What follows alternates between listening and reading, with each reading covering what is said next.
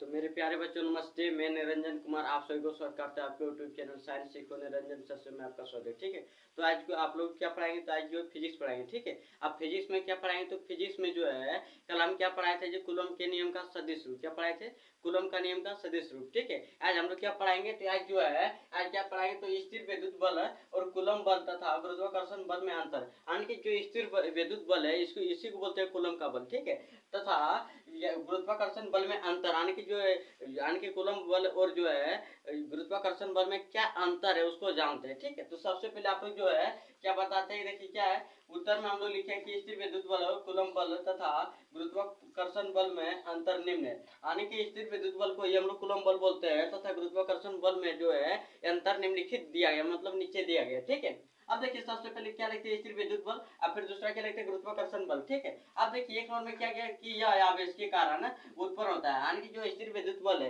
ये किसके कारण उत्पन्न होता है, तो आवेश के कारण उत्पन्न होता है। ठीक है, फिर देखिए जो है गुरुत्वाकर्षण बल क्या है, द्रव्यमान के कारण उत्पन्न होता है, यानी कि ऐसा कोई भी वस्तु जिसमें द्रव्यमान होगा उसमें कौन सा बल उत्पन्न होगा, तो गुरुत्वाकर्षण बल उत्पन्न होगा। ठीक है, फिर देखिए क्या है, इसका समानुपाती नियतांक क्या होता है, यानी कि जो कूलम का नियम है इसका समानुपाती नियतांक क्या होता है जी, के होता है। ठीक है, अब देखिए क्या लिखा है, इसका समानुपाती नियतांक जी होता है, यानी कि जो गुरुत्वाकर्षण बल इसका समानुपाती नियतांक क्या होता है, जी होता है। अब सबसे पहले हम लोग जानते हैं कि के का जो है नियतांक के का मान कितना होता है। ठीक है, अब के का मान जो है 9 गुना 10⁻9 newton metre square coulomb, coulomb देखिए कूलम -2 दिया। ठीक है, पावर 2 दिया है, इसको याद रखना है। फिर देखिए क्या लिखा है, जी का मान कहते हैं 6.67 गुना 10⁻11 न्यूटन मीटर स्क्वायर के जी पर पावर 2 दिया। ठीक है, अब तक ध्यान से याद रखना, क्या रखना तीसरा नंबर, यह आवेश के बीच माध्यम पर निर्भर करता है, यानी कि जो है कूलम का बल, यानी कि जो स्थिर विद्युत बल है वो क्या करता है, आवेशों के बीच जो माध्यम रहता है उस पर क्या करता है, निर्भर करता है। ठीक है,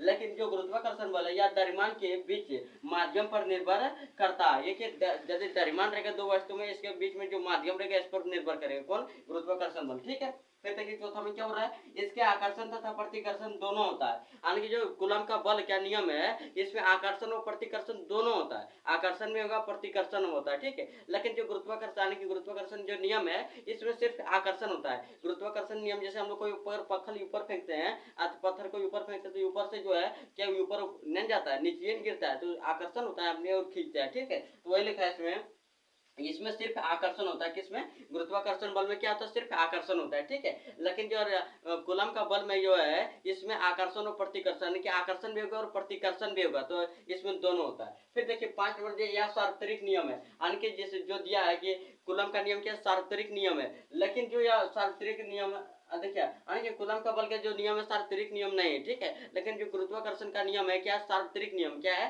सार्वत्रिक नियम है। ठीक है, इसको बढ़िया से एकदम बिल्कुल एकदम आसान तरीका से बताएं, इसी प्रकार से आप लोग को एग्जाम आएगा तो एकदम बिल्कुल डरने की बात नहीं, एकदम आसानी से लिख देगा। फिर देखिए क्या बोल रहे हैं दूसरा नंबर में, ये वीवीआई में इसलिए रखें क्योंकि इस प्रकार से क्वेश्चन जो है ना बार बार आप लोग के एग्जाम में पूछा जाता है, इसलिए इसको हम इस प्रकार से रखें वीवीआई में। ठीक है, अब देखिए क्या है कि स्थिर विद्युत बल और कूलम बल तथा गुरुत्वाकर्षण बल में समानताएं, यानी कि बोल रहा है कि स्थिर विद्युत बल और कूलम बल, यानी कि स्थिर विद्युत बल को हम लोग बोलते हैं कूलम बल। ठीक है, तथा गुरुत्वाकर्षण बल में समानताएं, अब दोनों में क्या क्या समानता है, यानी कि समान रूप की क्या क्या होता है, तो उत्तर में लिखें कि स्थिर विद्युत बल और कूलम, यानी कि स्थिर विद्युत बल या फिर कूलम बल तथा गुरुत्वाकर्षण बल में समानताएं निम्न है, यानी कि इसका जो समानता है वो क्या नीचे लिखा गया है। ठीक है, अब देखिए नीचे बढ़िया समझाते हैं, तो सबसे पहले क्या लिखें स्थिर विद्युत बल और दूसरा नंबर में क्या लिखेंगे गुरुत्वाकर्षण बल, लिख दिए। अब फिर समझना ये कि यह वर्ग व्युत्क्रम नियम का पालन करता है, आपको पता है कि यानी कि जो है कूलम का नियम ये किसका वर्ग व्युत्क्रम का नियम का पालन करता है, यानी कि यार पर पावर स्क्वायर होता है। ठीक है, तो वही लिखा वर्ग व्युत्क्रम नियम का पालन करता है, लिखा यह वर्ग व्युत्क्रम नियम का पालन करता है, तो यह गुरुत्वाकर्षण का नियम भी क्या करता है, यह भी वर्ग व्युत्क्रम नियम का पालन करता है। ठीक है, दूसरा नंबर में क्या दोनों में सेम है, वर्ग व्युत्क्रम नियम का पालन करता है गुरुत्वाकर्षण नियम भी और स्थिर विद्युत बल भी। ठीक है, यह केंद्रीय बल है, यानी कि अगर जो कूलम बल है क्या केंद्रीय बल है। ठीक है, और गुरुत्वाकर्षण बल भी क्या है केंद्रीय बल है। अब फिर देखिए तीसरा नंबर दिया है यह संरक्षी बल है, यानी कि जो दिया स्थिर विद्युत बल क्या है संरक्षी बल है, क्या जी संरक्षी बल, ये भी जो दिया है गुरुत्वाकर्षण बल क्या है यह भी संरक्षी बल है। ठीक है, इसमें एक पॉइंट और लिखा दीजिए, बताइए आप लोग, तो एक पॉइंट और लिखा देते हैं। ठीक है, 4 पॉइंट हो जाएगा और अच्छा रहेगा। ठीक है, तो आप लोग पहले से नोट कीजिए, फिर एक पॉइंट और लिखाएंगे।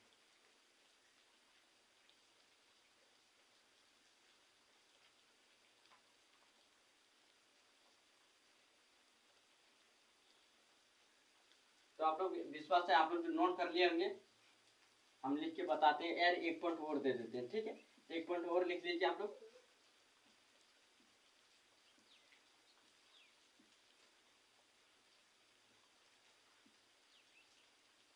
लिखना है,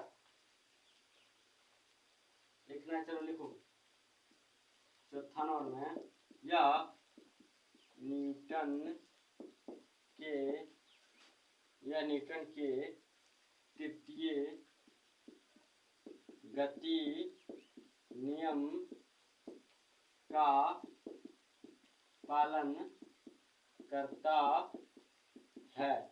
यह भी क्या करेगा, यानी कि जो गुरुत्वाकर्षण बल, ये भी क्या करेगा, न्यूटन के तृतीय गति नियम का पालन करेगा, ठीक है। तो लिख देते हैं, लिखते हैं यह भी Newton Newton Newton Newton Newton के तृतीय गति नियम का पालन करता है।